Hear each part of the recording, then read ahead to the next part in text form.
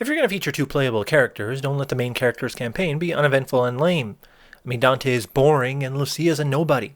Only a nobody wants to play as a nobody. Dante's character is so boring here that you have just named this game to Personality Laid Dry. What the hell is up with Dante's Devil Trigger?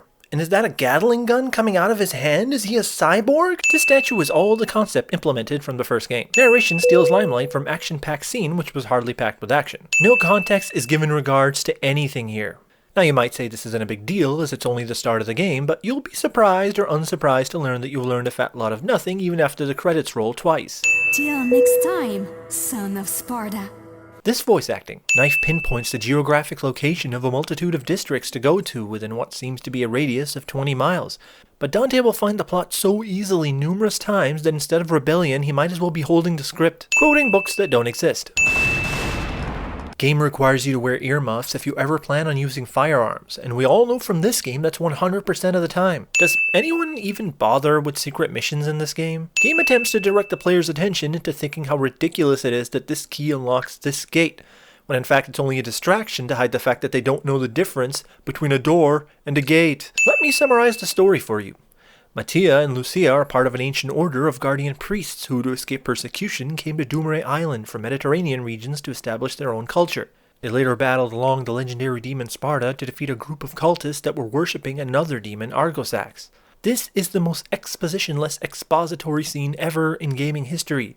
Anyway, the part that is of real scrutiny is that Mattia wants Dante to assassinate Arius for building a demon sanctity in their home, which he has full legal authority to do, using the Arcana relics that they could have easily destroyed themselves, and then successfully uses casualry to invoke the guy's sympathetic nature, in which Dante's response is to flip a coin like he's Two-Face. Leads to a harbor.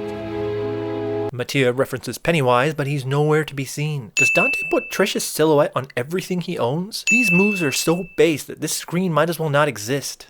Creative team takes a model of an Arctic wolf, enlarges it, duplicates it, and calls it a demon. Devil May Cry game with dynamics in magic and mythology featuring demonic tanks, helicopters, and buildings fails to boss as well as Metal Gear with somewhat dynamics in reality. 5 minutes of traversing buildings leads to a boss battle that could have easily been finished from the ground floor. Devil arms are useless. Devil arms are useless some more. Why is it so obvious to Arius that Lucia has the Arcana relics, let alone on her? I mean, this is literally their first interaction since her inception.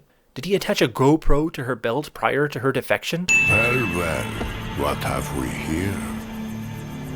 Do you have to ask? The only thing lazier than this dialogue would be one-word conversations. And the only thing lazier than one-word conversations are forgetting to animate cutscenes. How can you have a huge sword with a short range? Those two words are literally antonyms. If anyone is interested in being that guy, then by all means proofread any and all writing in this game. Let's find out how silly it was for him to get the motorcycle back.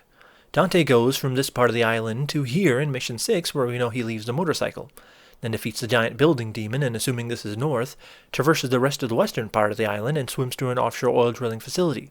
Then he escapes the facility by flying a flaming plane through a wall back to the island, lands or crashes the plane somewhere, then retrieves the motorcycle from here and drives it north through another part of the island, where we see him observing an inferno in the middle of downtown.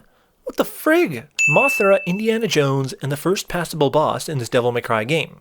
Maybe I can ignore the first two subjects, but I draw the line when instead of interesting bosses like this, we have to make do with fighting tanks, helicopters, tentacle monsters, and roadkill. More cutscenes that leave everything to the imagination. Exposition-less marauding Mattia magically gets here because plot demands it. You might ask what's so marauding about her? Simple. She's hogging up valuable screen time. 12 stages to finally reach the primary antagonist, who hardly attacks, with a second phase that is sitting around enjoying a glass of wine. But this is the boss that I most relate to, since even he seems as uninterested to be here as I am. But how are you going to enter the building? The entrance is... Something is preventing them from reaching Arius, but they explain it the way a grown man explains why he watches My Little Pony.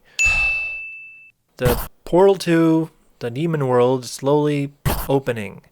You need to activate 3 or more spheres in order to reach the demon world.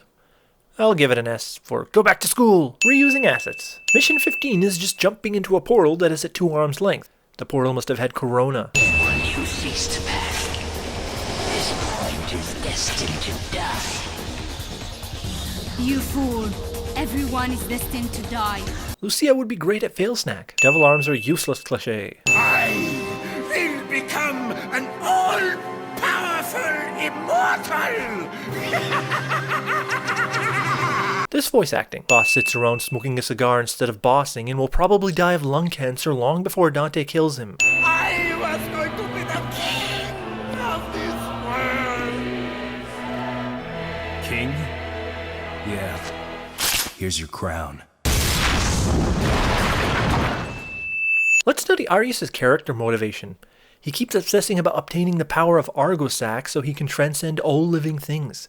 What is the purpose of this? I mean, he literally has everything already. Good health, money, slaves, demonic power, and his own private paradise to boot. This guy's living the dream, and instead he gives all that up for this. So I'm asking, Where's your motivation? What? The ritual was incomplete, but the door to the demon world is... Lucia would be fantastic at Failsnack. Reusing assets again. Reusing assets for the third time. Ding ding ding! What do they win? 6 bars of health makes you wish you had a turbo controller. Final boss goes from looking like literal garbage to the most generic Final Fantasy ripoff.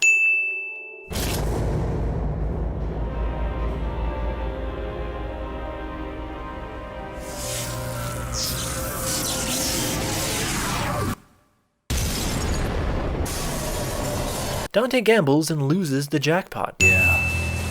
Let's go all the way to hell.